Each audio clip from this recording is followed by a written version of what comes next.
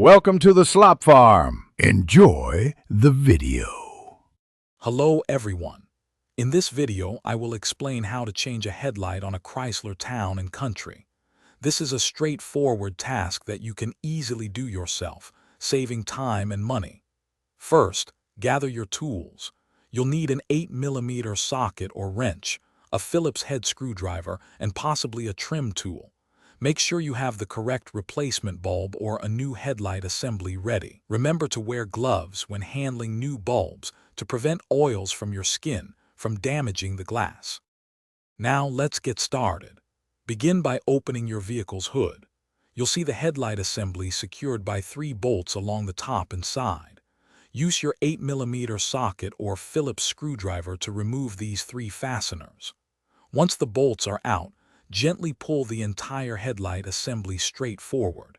It should slide out with minimal effort, giving you access to the bulbs and wiring behind it. With the headlight assembly out, you'll see the electrical connectors.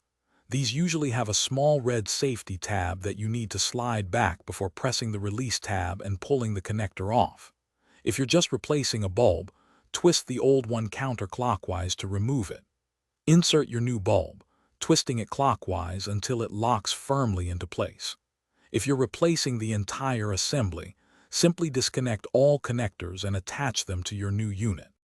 Once the new bulb or assembly is ready, reconnect all electrical connectors, ensuring they click securely. Carefully slide the headlight assembly back into its original position, aligning it with the mounting holes. Reinstall the 3 bolts you removed earlier, tightening them until snug, but avoid over-tightening. Finally, test your new headlight to ensure it works. If needed, you can adjust the beam's aim using the adjustment screw, often a T20 Torx head, to ensure proper visibility. Thanks for watching. Consider subscribing if we helped you today.